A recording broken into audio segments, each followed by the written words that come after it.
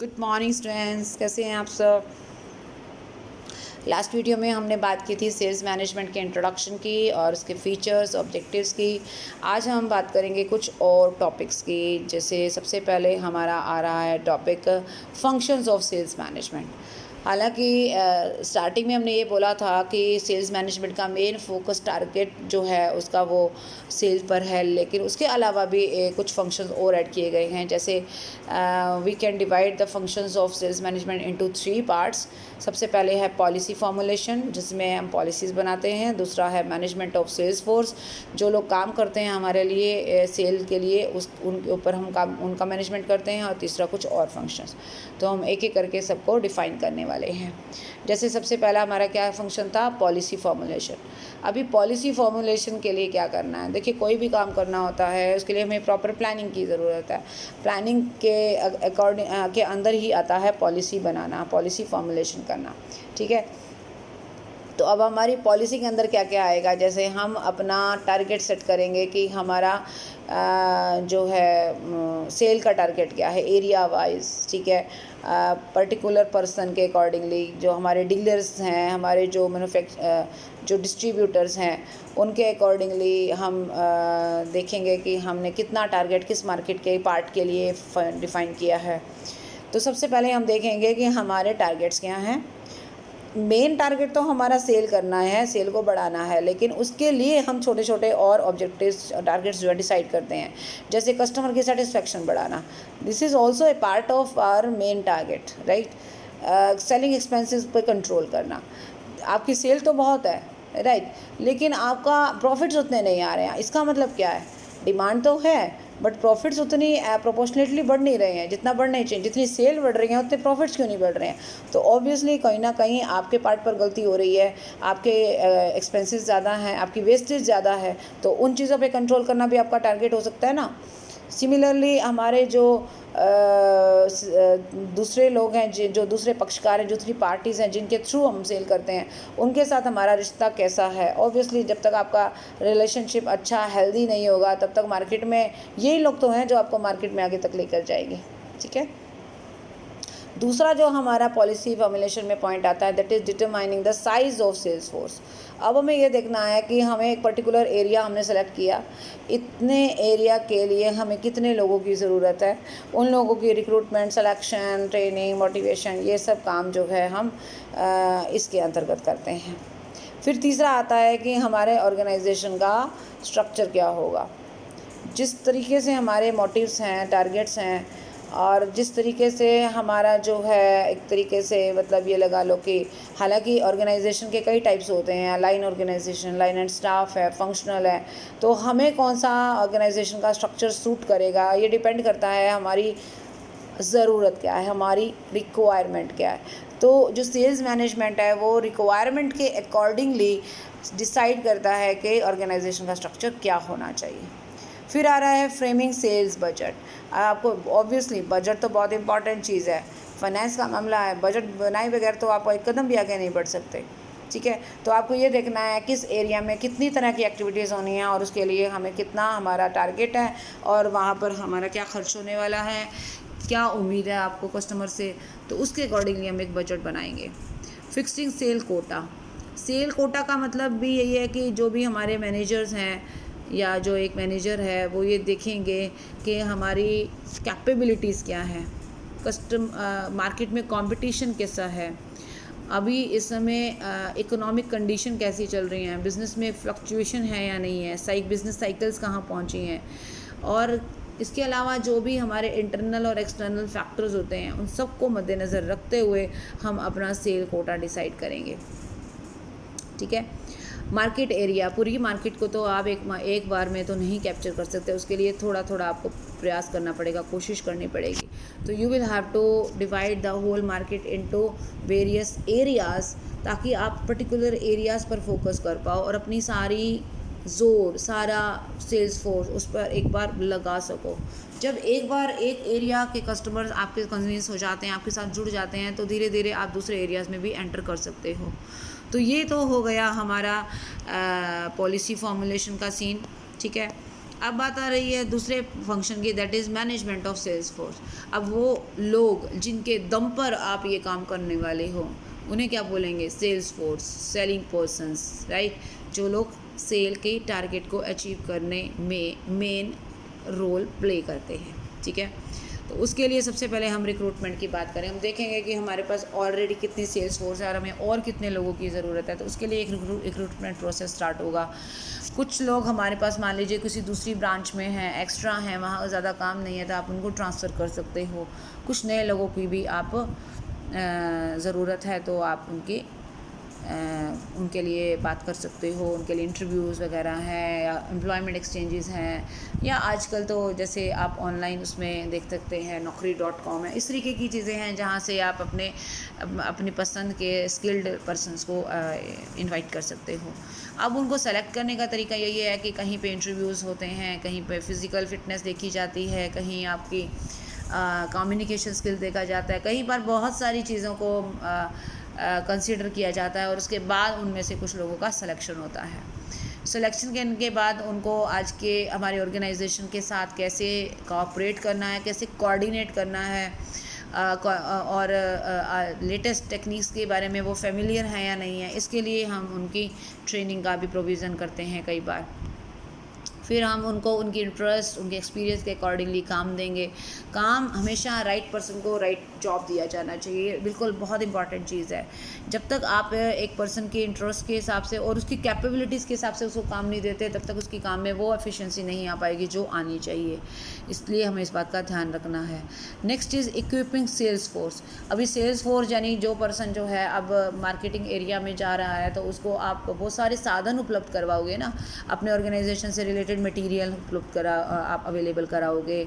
आप उनको बताओगे कि प्रपोज्ड कस्टमर कौन से एरिया में आपको अवेलेबल हो सकते हैं, उनके फ़ोन नंबर्स, एड्रेसेस। इसके अलावा बहुत सारी ऐसे जैसे मान लीजिए आप देखते हैं कि कई बार सेल्समैन आपको नज़र आएंगे, वो पर्टिकुलर लोगों को गिफ्ट्स वगैरह देते हैं, तो ये चीज़ें तो उनको कहाँ से मिलेंगी? ऑब्वियसली ऑर्गेनाइजेशन से अवेलेबल होंगी ना, वो अपनी जेब से तो नहीं देंगे। कोई इस तरीके की चीज़ें जो कस्टमर को कन्विंस कर सकें, जो कस्टमर के आगे दिखाने के लिए ज़रूरी हों, वो सारा मटेरियल आप इन लोगों को अवेलेबल करवाएंगे।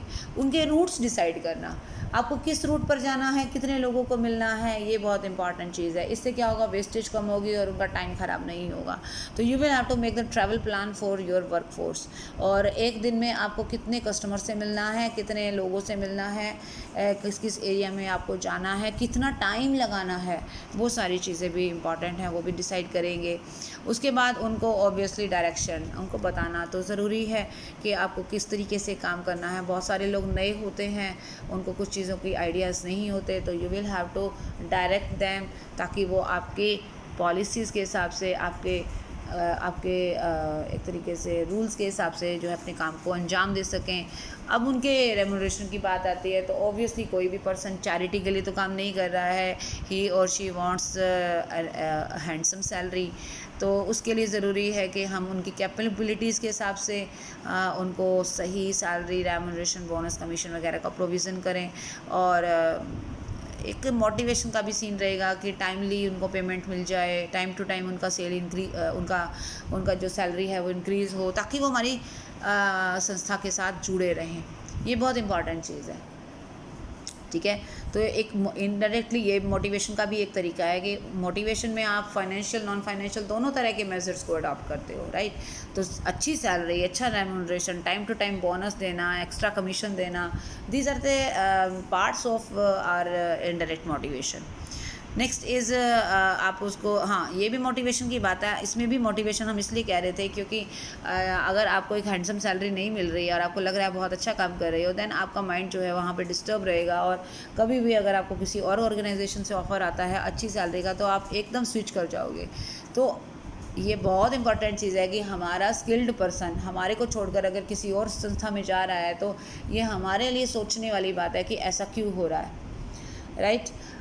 स्किल्ड पर्सन की बहुत ज़्यादा ज़रूरत होती है सेल एरिया में, सेल की टारगेट को पूरा करने के लिए, और हमें ऐसे लोगों को जाने नहीं देना चाहिए। तो उनका मोटिवेशन करना, उनकी एफिशिएंसी के अकॉर्डिंगली जो उनकी कैपेबिलिटी है। कई बार क्या होता है कि इंसान जो है जितना कैपेबल होता है उसका उतना परसेंट काम नहीं कर पाता है। इसके पीछे बहुत सारे रीज़न हो सकते हैं।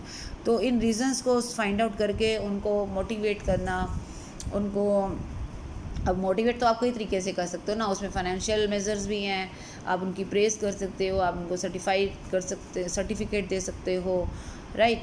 आप रेगुलर उनकी पोस्ट को रेगुलर कर सकते हो, ये बहुत सारे तरीके हैं। And the next one is evaluating and controlling the sales force. तो जो लोग काम कर रहे हैं उनका इवेल्यूएशन भी टाइम टू टाइम करना, उनका परफॉर्मेंस अप्रेजल करना, वो टारगेट अचीव कर पा रहे हैं नहीं कर पा रहे हैं, कम ज़्यादा क्यों हो रहा है, वाई आर दीज वेरिएशंस, और ये वेरिएशंस के पीछे रीज़न जो हैं, कहीं सेल्स फोर्स की इनकेपेबिलिटी तो नहीं है, ये सारी चीज़ों भी आपको ध्यान में रखनी है। तो ये हो गया हमारे दूसरे पार्ट के फंक्शन। नाउ तीसरा पार्ट जो आ रहा है दैट इज़ अदर फंक्शंस। अब अदर फंक्शंस में सेल्स मैनेजमेंट के काम में सिर्फ सेल करना नहीं है, बल्कि मार्केटिंग के भी कुछ चीज़ों को इसने अपने साथ जोड़ लिया है, जैसे कस्टमर की चॉइस, कस्टमर का इंटरेस्ट, कस्टमर किस तरीके से अट्रैक्ट हो सकता है, वो सारी बातें भी उसने ऐड करनी शुरू कर दी हैं। क्या स्ट्रेटजीज़ हैं कंपटीटर की, और अकाउंटिंग में जो है जो भी अकाउंट्स भी मेंटेन करते हैं, तो ये सारी बातें भी एक सेल्स मैनेजमेंट का एक पार्ट है। तो ये तो हो गए हमारे functions. Now we will discuss the importance of sales management.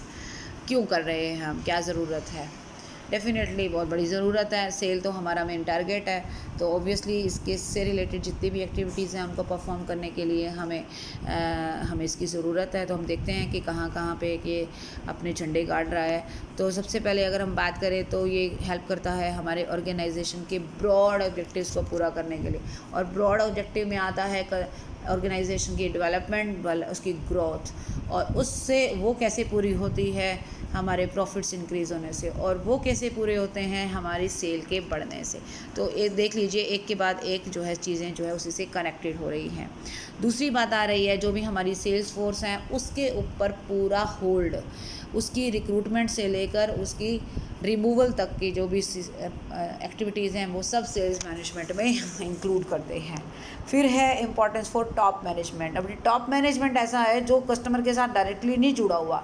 Directly कौन जुड़ा हुआ है? जो सेल्स फोर्स है वो डायरेक्टली जुड़ी, जो सेल्स मैन है, जो डोर टू डोर जाता है वो जुड़ा हुआ है, जो शोरूम पे आपको अटेंड करता है वो आपसे जुड़ा हुआ है, राइट। जो एडमिनिस्ट्रेटिव लेवल पे लोग बैठे हैं उनको आपके चॉइस के बारे में कैसे पता लगेगा, इनको कौन बताएगा? तो ये सेल्स मैनेजमेंट का काम है कि वो टॉप जो भी इंस्टीट्यूट जो टॉप मैनेजमेंट के लोग हैं उनको कस्टमर की चॉइसेस, प्रायोरिटीज़, उनकी प्रॉब्लम्स के बारे में टाइम टू टाइम बताता रहे। मार्केट में क्या ट्रेंड है आजकल, क्या चल रहा है, क्या स्ट्रेटेजी अपना रहा है कॉम्पिटिटर, इसकी जानकारी जितनी इन लोगों को होती है उतनी टॉप मैनेजमेंट को नहीं होती है। कोऑर्डिनेट करना, ऑब्वियसली अब जैसे मान लीजिए एक पर्सन है जो डोर टू डोर सेल करने के लिए काम पे लगाया गया है। अब अगर उस प्रोडक्ट का ऑलरेडी विज्ञापन हो चुका होगा, एडवर्टाइजिंग हो चुकी होगी, तो उसको बताने में ज़्यादा टाइम नहीं लगेगा। तो आप देखोगे कि जो डिफरेंट एक्टिविटीज़ हैं मार्केटिंग की, उनके बीच में कोऑर्डिनेशन भी लाता है ये। जहाँ पर लगे कि इस प्रोडक्ट के बारे में तो लोग बहुत अच्छे से जानते हैं, तो उसके लिए हमें फिर बहुत ज़्यादा एफर्ट्स की ज़रूरत नहीं है, राइट। और जहाँ पर लगे कि नहीं इस प्रोडक्ट को तो कोई जानता ही नहीं है, तो बड़ी मेहनत करनी पड़ रही है हमें एक एक पर्सन को बताने में, वहाँ पर हम उनको बताएंगे, मतलब टॉप मैनेजमेंट को ये बताएंगे कि भाई ये थोड़ा सा आप एडवर्टाइजमेंट पे जोर दो, अकेले पर्सनल सेलिंग से या हमारे कहने से काम नहीं चलेगा, ठीक है। तो इतने महत्वपूर्ण इतनी जो इम्पॉर्टेंट डिसीज़न है ये, और ऑब्वियसली हर एक्टिविटी का आपस में कोऑर्डिनेशन होना चाहिए। कोई भी बिज़नेस ऑर्गेनाइजेशन कभी भी सक्सेसफुल नहीं होगा कि अगर अब सब लोग अपना काम करेंगे और एक दूसरे की तरफ नहीं देखेंगे, ऐसा नहीं होगा। सब डिपार्टमेंट्स को एक दूसरे के साथ कोऑर्डिनेट करके ही काम करना होगा। Next is ensures affective salesmanship. तो इसमें ये भी देखेंगे कि किस तरीके से सेल्समैन जो है अपने कस्टमर को अट्रैक्ट करता है, उनको हेल्प करता है चूज़ करने में, उनको वैरायटी उपलब्ध करवाता है। कस्टमर की सेटिस्फैक्शन, ऑब्वियसली कस्टमर के साथ जुड़ा हुआ है तो पता है कस्टमर कैसे सेटिस्फाई होगा, उसकी सारी प्रॉब्लम्स को सॉर्ट आउट करके उसको उसके चॉइस की चीज़ अवेलेबल करवा के।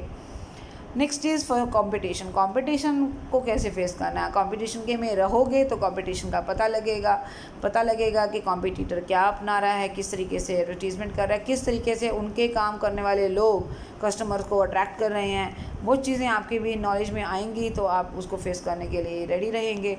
लाइफस्टाइल में इम्प्रूवमेंट, ऑब्वियसली आप जब कस्टमर के अकॉर्डिंगली काम करेंगे, उसके चॉइस के हिसाब से काम करेंगे, उनके इनकम के अकॉर्डिंगली आप प्रोडक्ट बना रहे हैं, you are trying to improve their standard of living, right.